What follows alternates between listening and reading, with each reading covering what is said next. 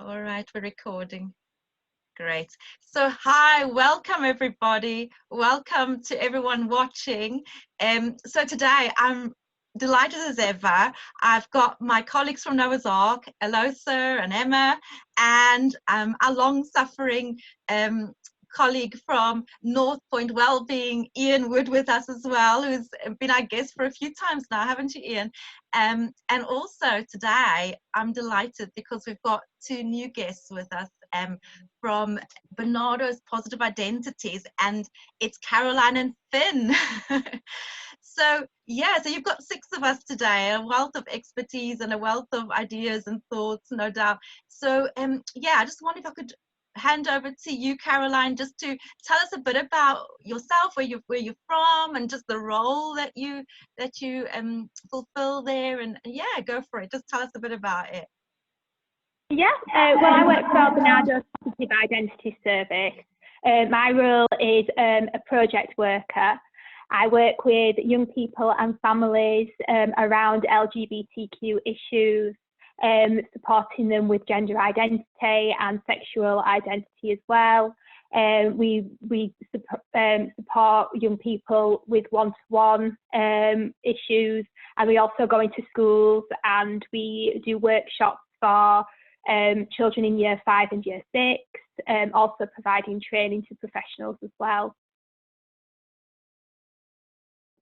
Excellent. That sounds like quite a spectrum of work. It sounds very interesting and certainly very rewarding. And Finn, what do you do? Tell us a bit about yourself. I know you've got a cat. You said that before. Tell us a bit more. So yeah, I'm Finn. I also work for Barnardo's. I work in the Prouder Communities team, which is it kind of really complements Caroline's role in terms of working with LGBTQ plus young people through one-to-ones, through, well, before lockdown, going into schools, workshops, helping set up and run LGBTQ plus allies groups within schools, all that sort of stuff. So yeah, so that's a little bit like about my role. Yes, I have a cat and I also have Tourette's. So when I meow, this is why, and the cat likes to chat back to me. She's out at the moment, so who knows whether she'll make an appearance. I'm hoping not. I'm kind of hoping she does, but yeah. And Ian, tell us once again, what do you do? And yeah, just for people that haven't been on before.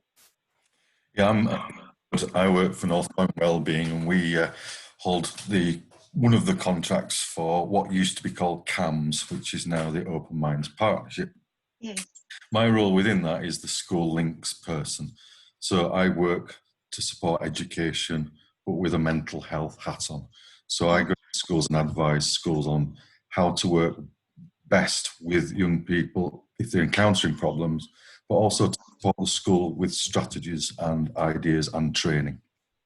Excellent, excellent. And Elosa and Emma, do you want to tell us a bit about your style? Yes, obviously you're from Noah's Ark as well. My name's Elosa, and you'll have seen my ugly mug on the other discussions if you've been on them. So I'm Therapeutic Services Manager for Noah's Ark Centre, and I'm counsellor and psychotherapist as well, and I work with children, young people and adults, often with a different focus at different times. At the moment, well, say before lockdown, it's been a lot with young people working in secondary schools. As Noah's Ark Centre, we hold a number of projects that we run in primary and secondary schools, and we work in partnership with North Point Wellbeing and Barnardo's on a transition support project. So we're ever much more working in partnership with other organisations in Calderdale. So it's lovely to have us together on this discussion today. And yeah, I think in terms of what we may be talking about today, I'm always curious, always learning around the issues to do with the LGBTQ community. And it's going to be interesting. I think it's going to be a learning experience for me today on here as well. So that's great. Excellent. And Emma. Hi, I'm Emma. I'm also from Noah's Ark. I'm part of the ASD team at Noah's Ark. So I work with young people and their families on the autism spectrum. I also go into schools as well, primary and secondary schools, and work with adults as well at Noah's Ark. Excellent. Yeah, and I'm Natalie, and I work with young people, children, parents, and support the counselling volunteers at Noah's Ark as well. Yeah, so I'm hoping to learn today, as you say, Alosa. I guess I very much depend on the young person to kind of educate me and tell me as an individual who they are and how they identify, etc. And they're always, as I say, very patient with me. I always feel like a little bit of a dinosaur, you know, like help me understand. But yeah, and I was just saying before we came on, I was reading up on a few research reports and so on. And I have to say, and at the risk of sounding quite emotional, it was really heartbreaking reading some of this stuff.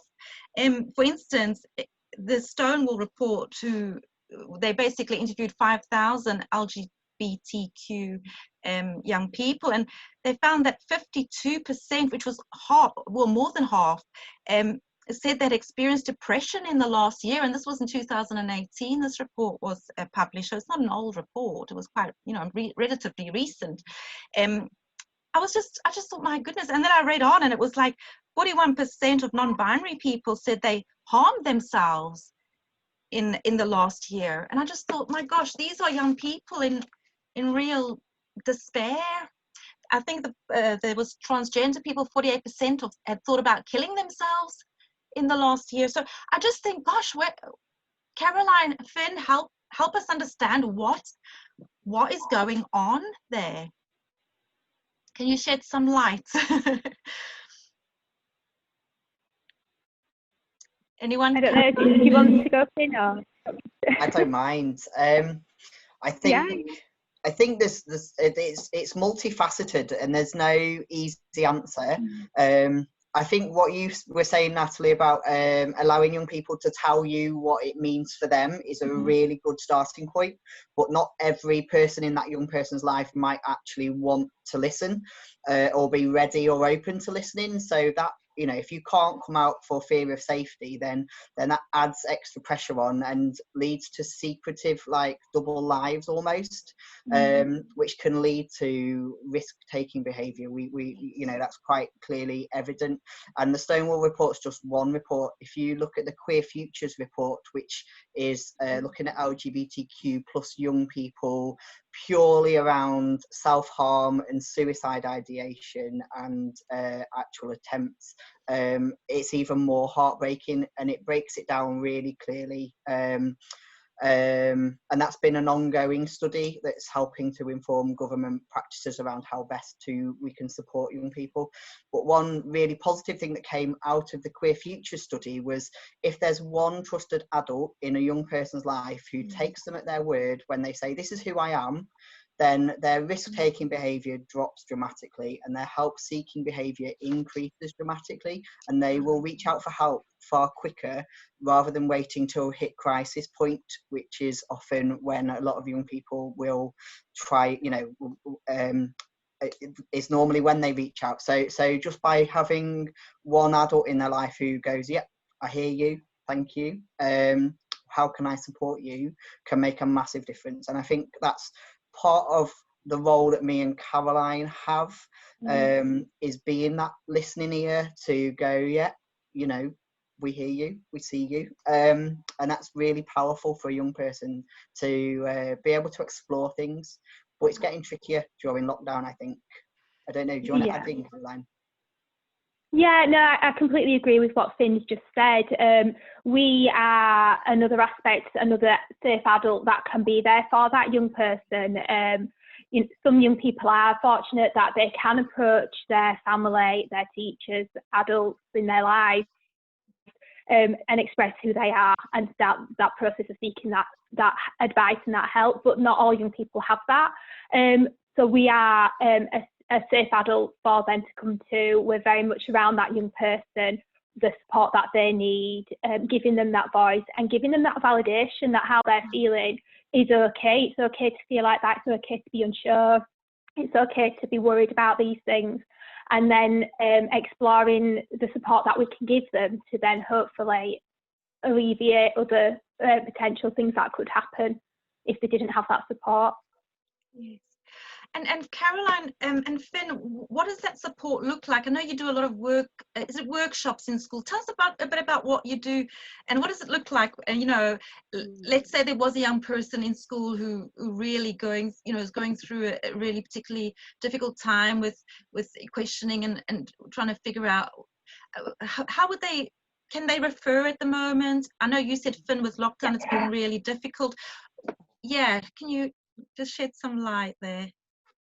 Yeah, well, pre-lockdown, we were going into schools, working with young people and children that had been referred to us, that can be referred by themselves, by healthcare professionals, by parents, by schools. Anyone can refer a young person to us. And then we would go in there and work with them either one-to-one or do family work around either gender identity or sexual identity or questioning issues. Since lockdown, we're still taking on referrals and we still are working in that way. It's just we've been doing it over the phone and over video. So we are still working. We're very much still taking on referrals and welcoming new young people that need our support, just as we were before. Excellent. So you're still very busy. I take it. Definitely, yeah. Yeah. Oh, wonderful. So I know you guys, Ian, you work in schools. Is this something that you've come across? Do you find a lot of young people particularly self-harming or feeling suicidal because they're trying to figure out their identity? And yeah, what have you experienced? And by all means, Lois and Emma, chip in and just tell us about your experiences with regards to this as well. Yeah. I think I come across issues quite often in schools. Fortunately, Barnardos are there, which is wonderful. Yes. But I have come across some cases which have been quite complex and extreme. So some of the things I think we might get onto in a bit, I don't think we've quite got there yet, is the idea of even those young people who are going for help are still coming across barriers.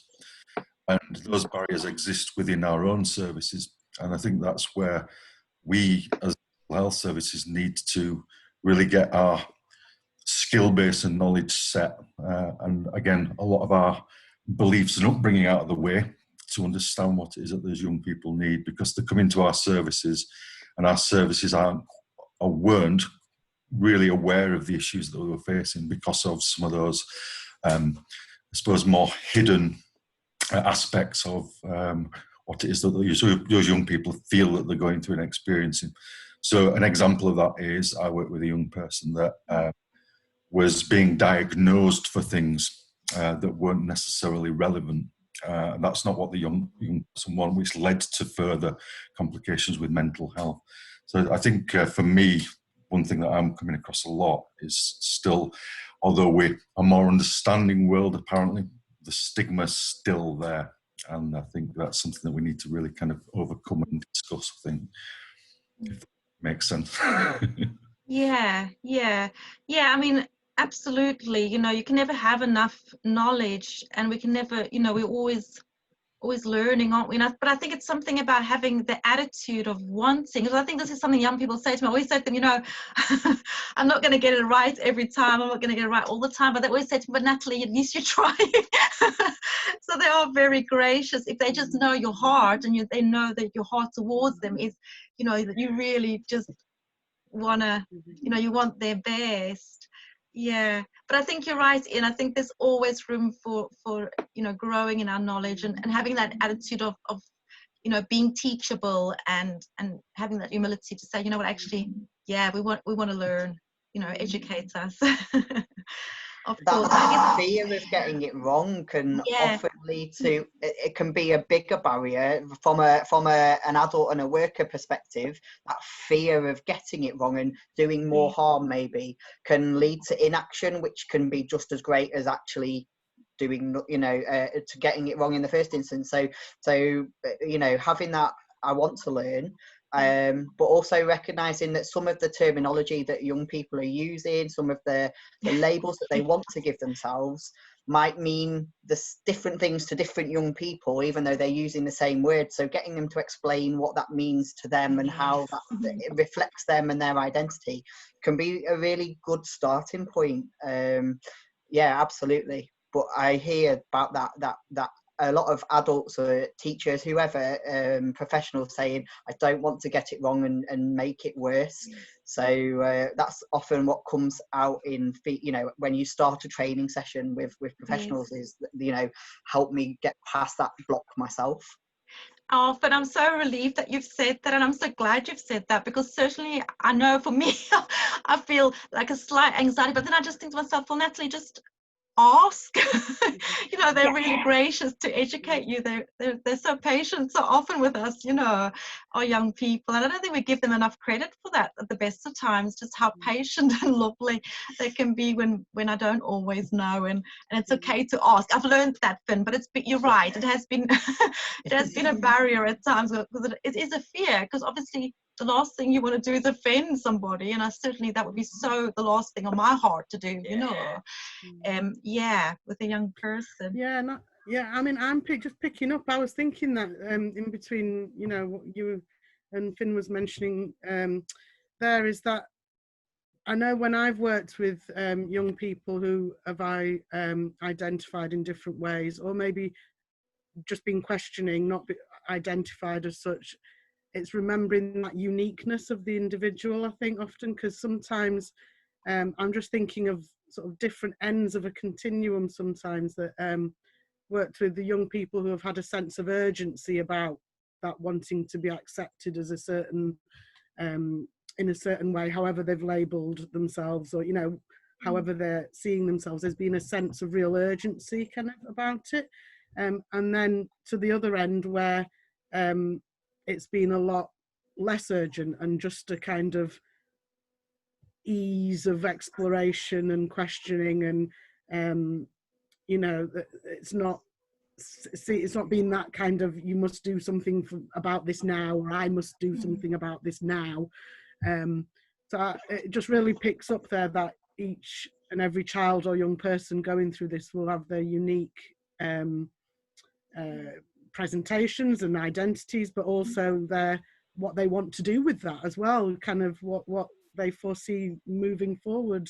Is that something you would find, Caroline, do you think, when it's very unique? I completely agree, and each young person's experience is going to be completely unique to them, and I'm sure Finn will agree that when we're working with young people, we explain to them, when you've got to make allowances sometimes for people who may ask questions or may sometimes get things wrong, and it's about educating them and saying, actually, this is how I want to identify, and having that little bit of understanding that not everybody is going to understand straight away, that they may get things wrong, and that's okay. And it's just about explaining, well, this is who I am, this is how I'm wanting to identify, and then and not getting upset by it. And young people pretty much are really good with that. If you just say to them, you explain to me and help me to understand, they tend to appreciate you asking that. Oh, that's very reassuring, Caroline. Thank you. Yeah, no, that's great. And the other thing I've got so many questions, it's like where to start. But I was thinking about the parents as well, because that's a big thing, isn't it? And some of the fears around, coming out, and, will my parents understand? And of course that is huge, because nobody wants to feel rejected. Nobody wants to, I think that's one of the biggest, certainly up there with the biggest fears of the young people that I've come across.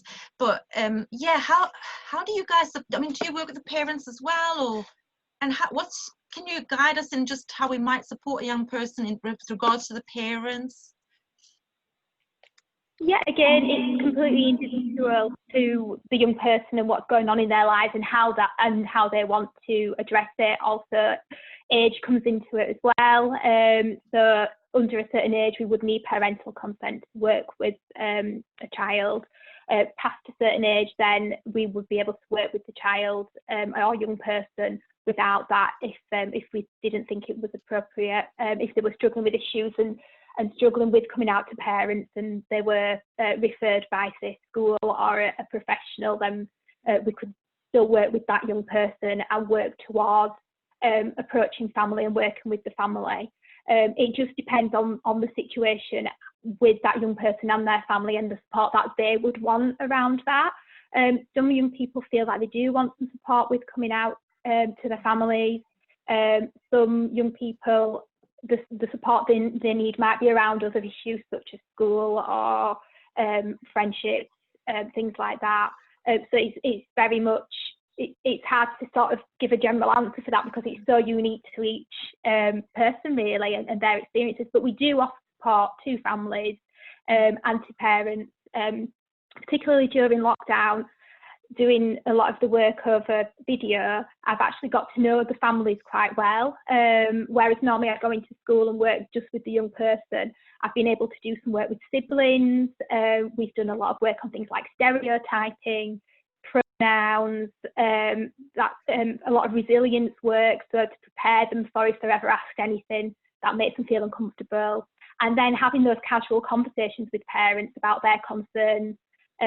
Similarly, a lot of the parents say, oh, I'm just really worried about using the wrong pronouns or, you know, using their old name, and that's the parents who are concerned about those things as well. And I think just the fact that they're addressing it and that they're conscious of it and making such an effort is such a big thing. And I try and reassure them that that's really good. Yeah. Oh, that's, yeah, because I guess as a parent, I'm just thinking it's huge, isn't it? You know, and I guess they'll be going through their own process, you know, especially if they've sort of like, you know, like we thought we were moving in this direction and then having, you know, changing. It must be, yeah, gosh. So our gender space project has a specific part of that is working purely with the parents and carers of young people, so giving them their own space to go, oh my gosh, this is feeling a little bit overwhelming, or they're using this language and I don't know what it means, and so they don't have to ask those questions of the young person and maybe cause distress for the young person. So that sort of peer support within parents is something that's definitely built into our gender space project. So, you know, young people are off having fun in one room before lockdown, doing their thing, but parents are in another room going, ah! or go, or, you know, you might get a couple of parents going, ah! And you get another one going, oh no, we've been through this, we went through this like 8 months ago and it was tricky, but we've come out the other side, and this was really helpful, but this was really unhelpful, and I'm not saying it will work for your young person, but it might do. So yeah, allowing them to express and ask questions and stuff in a supportive environment is really crucial, and it's really clear when a parent feels supported and understood that they're better equipped to support their young person. Absolutely. So we know, and nationwide there's like a lack of parental support in particularly around a young person coming out as trans, or questioning their gender more so than their sexual orientation.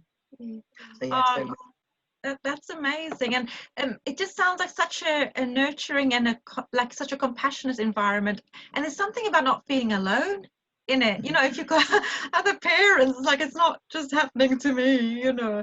But certainly the young people that I've worked with the transgender young people, I think so much of, well, I can't say that they're all, but certainly some of them have said they don't want to hurt their parents. They're so acutely aware that, you know, you know, I've always been like daddy's girl, or, you know, there's such huge expectations and they don't want to disappoint their parents. And gosh, I'm just really starting to appreciate, just again, it's washing over me, just how complicated and really difficult and challenging it is for all involved, you know. And if a young person does come out as trans, then you know, yes, it's something very deeply personal to them and about their identity, but you don't transition in isolation. Like, it has ripple effects, and there's family, there's schools, there's friendships, there's, you know, it's so much, often feeling so much bigger than just. It's took me a while to get my head around myself and my identity, and now I'm ready to tell the world, but the world might not be ready to hear me. And those ripples and the fear of where those ripples are going to go and how they're going to be received is massive. Gosh, I can't imagine the anxiety. It's starting to make sense, this report, you know, as you're talking. I'm thinking, yeah, it's starting to make a lot of sense why you would feel so distressed. And I'm thinking, Natalie, just, you know, the young people, anyhow, you know, particularly the adolescent sort of age, are going through the whole "who am I" questions, you know, across the board. And the biggest thing around being in school and around being in groups is the how can I fit in?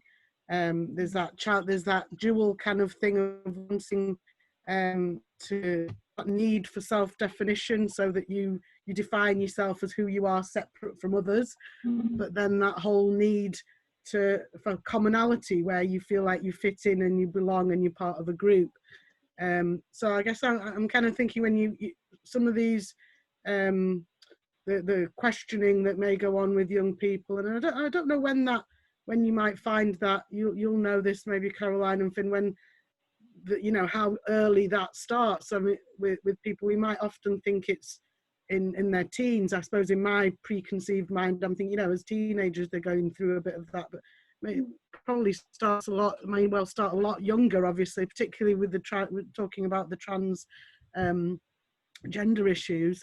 But it's it just feels that added pressure that is already there for young people growing up to identify themselves in the world, because it's something that society is still very confused about, and like you say, parents are confused. I'm wondering, do families and parents sometimes see it as very much, oh well, they're just going through a phase, and maybe some people are going through that phase, but others it's not a phase, and I'm actually quite certain.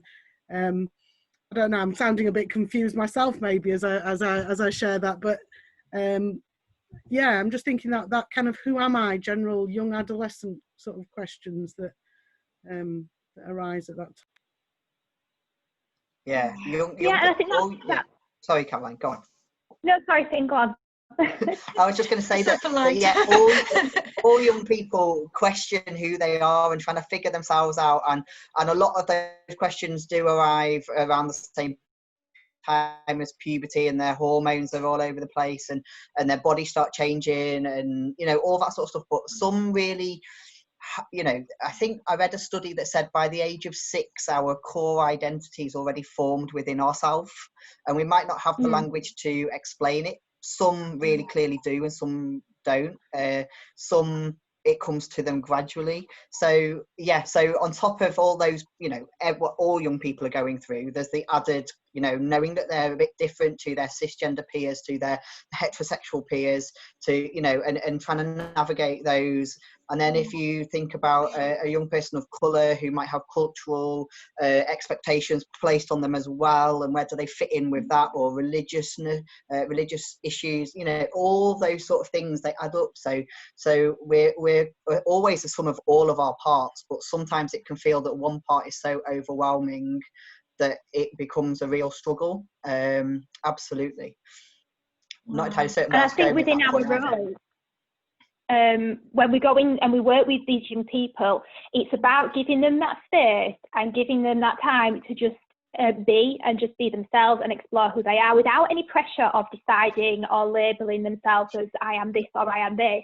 It's, well, I feel this way and I need to help myself understand what that means for me. And in our role, we look at that and we talk about family and friends and expectations and their expectations for themselves, without putting any pressure on anything really to make any decisions or to label themselves in any way. And going back to your question, Alyssa, about you know, whether it's around the puberty time that young people may start feeling like this. Within my professional role prior to this role, I have worked with children as young as 4 and 5 who have said, I'm in the wrong body, I've been born in the wrong body, I'm in a boy's body, but I feel like I'm a girl, and they're telling you age 4. And as adults, if something's causing a child distress, whether it's gender, whether it's something else, you know, us as adults need to listen to that child and help them with that, whether it's letting them express themselves through how they dress or present themselves, and that makes them feel more confident and then able to access learning because they feel more comfortable as who they are. Then we need to listen, and we need to think, you know, how can we make that child more comfortable so that then they can explore the world and then figure things out later without necessarily putting that pressure on them to, you know, you must decide now. It's just letting them have that space to explore themselves and learn who they are in a safe space where they're respected and where we just listen to them and let them take the lead in a way.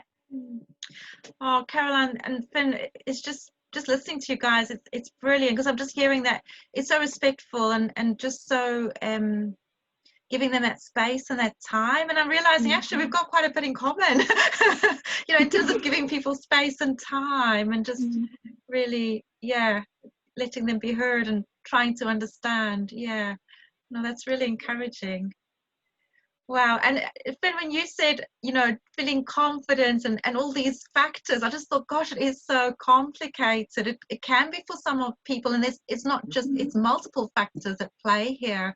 But when you said feeling confident in, it's like, you know, there's such a lovely feeling of coming together. At some point it actually gets okay. Which so it kind of gives me hope beyond this, these grim statistics. Oh, goodness. Something else from what you were saying, Finn, about that labels, you know, and it goes beyond, like you say, sexual identity, you know, gender identity. You might be labelled with some mental health issues or diagnoses. I was thinking, as you were talking about the ASD children, Emma, and, you know, they've got that label that they carry with them. And it's very, isn't it, as us as humans, we like to put people in categories and to explain their whatever problems they're facing or whatever presentations they're showing to us by some label, that then obviously once you've got that label, you carry all sorts of other preconceptions with you, don't you? So it really does, it makes me feel it's such a broad topic in terms of diversity, isn't it, and how we look at diversity as a whole. And Emma, what has been your experience? What has your experience been with young people that you've worked with? I think there's a lot of sort of ongoing research at the moment on the link between ASD and transgender issues. So it is quite common actually within the people that I work with. Often they tend to come, the younger end tend to come, and they're absolutely fine with it. They've got no issues surrounding it really. Obviously there's a spectrum and everybody's different, but often it's not them that's got the issue surrounding it. They're quite happy to tell you exactly what they are and what they want to be called, what they want from you. They're very open about it, and they're not as worried about the impact on parents or family. Some are. I worked with one young girl who was born a boy, and Grandad just couldn't get it right. He just couldn't get the name right, but the whole issue wasn't, like you were saying earlier, Finn, wasn't that he was getting it wrong. It was just they just needed to have that conversation, that Grandad was trying, and he just was struggling, and he was trying, and having that conversation seemed to make everything okay. And that child then felt better that she knew that everything was, that he was trying, and he'd accepted it. He just got it wrong sometimes, and that was okay. But yeah, often the problems with the people I work with come later on in life when it comes to gender reassignment. They often don't get through the assessment process because they can't explain it properly, or they can't articulate properly how they're really feeling, and they they sort of get put in the ASD box, and that actually that's the problem. You're not transgender, you've got ASD, and it's often not seen as that you can be both. So that's often the issue with some of the people I work with. But sometimes it is a big issue at the younger end. I know I didn't work with this little girl. This is someone I know personally.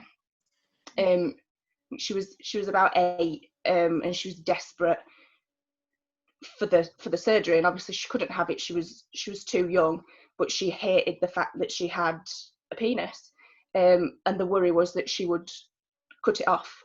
That's what she wanted. She wanted rid of it. She didn't want it, and she was genuinely a little girl. And that was really difficult for that family. Not the transgenderness of it all, just the fact that she really might do herself quite a lot of damage because of the such strong feelings that she was going through, and the autism that meant she didn't understand why she couldn't have that chopped off, why she couldn't chop that off herself. So yeah. Gosh, Yeah. as you're saying, Yeah, that's so, and the risk involved, you know, it's really heartbreaking. Yeah.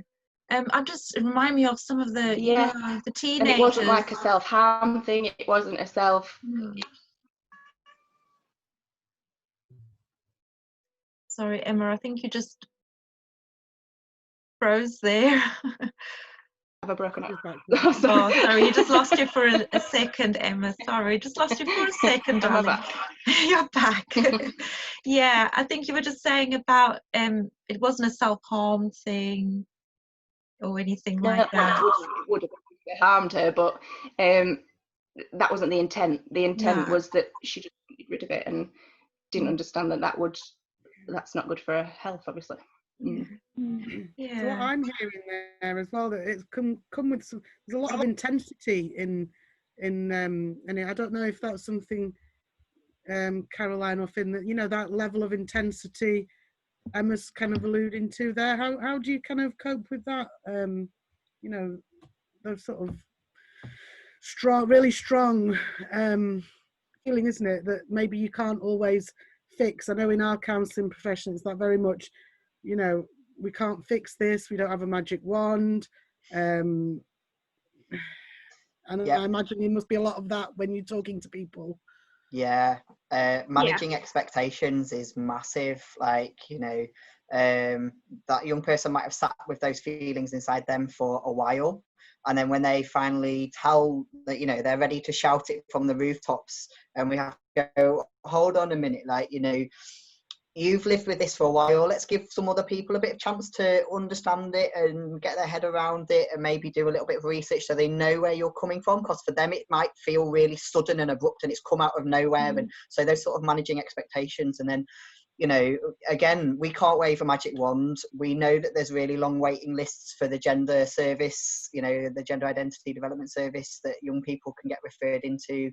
We know there's not enough staff, we know there's not enough appointments, there's a waiting list. So again, managing, just because you are now ready for everything to move forward, it's not going to go at the speed that you want or need it to. So let's talk, you know, so I think something that I've found really helpful at the moment is when working with young people who are particularly struggling with gender dysphoria, is flipping it on its head and talking about gender euphoria. So yes, we recognise all this over here makes you feel really rubbish, or this causes you anxiety or whatever. So what makes you feel really great and really happy? You know, so is it when someone uses the right name? Is it about pronouns? Is it about the clothes you wear and how you present yourself? You know, what is it that gives you euphoria, and focusing more on that. So when you're feeling a bit like this, let's concentrate on this over here, and kind of flipping it on its head a little bit almost, because we can't wave a magic wand. And whilst I wish there wasn't a waiting list, that's the reality that we live in at the moment. And you know, it's only going to get longer during lockdown whilst staff are redeployed into other areas, and you know, all that sort of stuff. It's really challenging. So that's something that I've been doing. I don't know about you, Caroline. Yeah, it's a similar thing again. I tend to work with the younger end of the spectrum, And we flip it, we try and put a positive twist on it. You know, the fact we start off with self-portraits in our first session, we put positive words about ourselves around them. I always ask my young people to put the word brave down. If they ask why, I say because you've done something that a lot of adults struggle to do. You know, you've come out to your family, you've come out to people at school, you're talking to me about something that is so complex. You know, you've had the confidence to say that something's not right and to listen to your gut instinct and to act on it. And we turn it completely into something positive, like Finn said. You know, we look at things that the young person likes about themselves. We start with qualities. You know, I'm a good friend, I'm a good listener, I am compassionate, and we build on that. And it's about building self-esteem in the young person for them to be happy about who they are, and then branching out from there. A lot of the young people that I work with, they transition socially, so they may change their name and their outer appearance, and at that point in time, that is enough to give them that little bit more confidence in who they are, if they can cut their hair or grow their hair or wear the clothes that they choose. And again, it's giving them that space and that time then to then explore other things that they might be uncomfortable with. And even just things like just accessing education. When I was in my previous role as a teacher, I worked with a young child who was expressing that they were having some issues around gender, and they would not engage in anything to do with school if they were presenting as male. Allowing that child to come to school, go into the dressing up area, put something on of their choosing, and then come and sit on the carpet, that child would then engage in everything with the other children. And to me, that small little allowance and change enabled that child to then join in with their peers, whereas if they hadn't have had that, then school would have been quite traumatic for them. And that was just one little positive change that just helps that young person. And I think it's just about adapting how you work and around what that particular young person's need is, and just putting a positive twist on it, like Finn said. Oh, guys, you do amazing work. And am I right in thinking that you're going into primary schools to do some? Yeah, tell us a little bit about that, Yeah. Caroline and Finn. Yeah, so when we go into primary schools, we may work with young people on the one-to-one. We are also offering workshops for year 5 and year 6 and some year 7s as well. So just to raise awareness around peers, so we cover LGBT topics, and it's a bit of an open forum as well, so that young people can ask us questions. And usually they know quite a lot. A lot of them know what the acronym stands for. A lot of them know what transgender is. And that's really nice to go in there and see that some of these young people already know and understand quite a lot, and it's giving them that freedom and space to ask questions and not be embarrassed about it, and build up an understanding of diversity, so that if there is somebody within their classroom who is thinking, well, that sounds like me, it's less scary if you know that your peers have had that input. And we really push, you know, being an ally and what an ally means, and that, you know, at the end of the workshop they sign an ally pledge and say how they can be a good ally to somebody who's LGBTQ.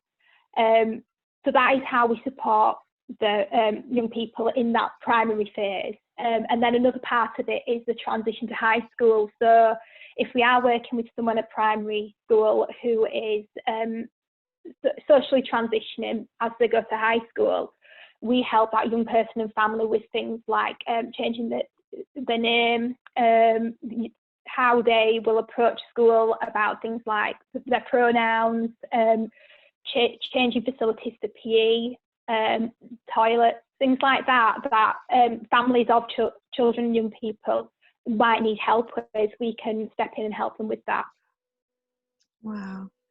Okay, excellent. I'm just aware of the time. It always goes so quickly when we're chatting like this, doesn't it? But yeah, I was going through my mind just as you were talking. I was thinking, I mean, is there still a lot of bullying that goes on in schools in high school. And you're talking about transitioning to high school, and I just thought, oh, I don't know why I suddenly got this feeling. But yeah, I mean, does that still happen a lot, do you guys find, with the kids you work with? It's still a lot of, Yes, Sadly, yeah, it does. It makes up a lot of the work that I do with my young people on a one-to-one. We do talk about bullying. Yesterday I was talking about bullying with one of my young people, and again, it's about resilience. So we talk about what they can do, who they can talk to, how they can deal with that, and giving them those tools and that knowledge, so that they feel empowered to be able to do something about it. Unfortunately, it happens. We go in there, we run workshops, we will educate young people, but bullying unfortunately does happen within schools, and it's about how we tackle that and how we deal with it as professionals, and giving the young people the voice and the confidence to be able to come to, whether it's us, our teachers, or other professionals, and say, this is what's happening to me, and I want something to be done about it. Oh, Fern and Caroline, thank you so much.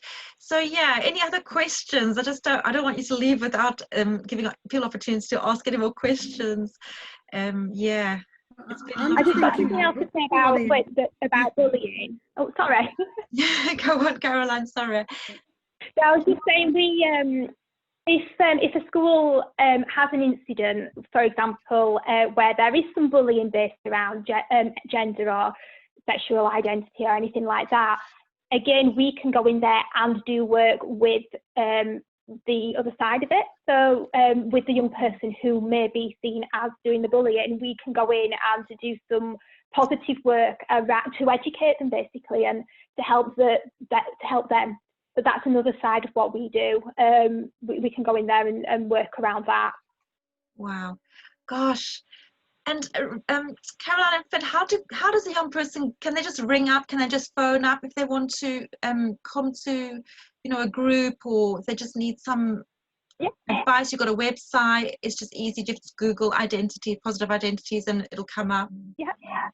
So we have a youth group, which is for young people aged 12 to 19, called Identity Group, and young people can, again, call or email. It's positive.identities@barnardos.org.uk, and they can refer themselves, and they meet every Wednesday.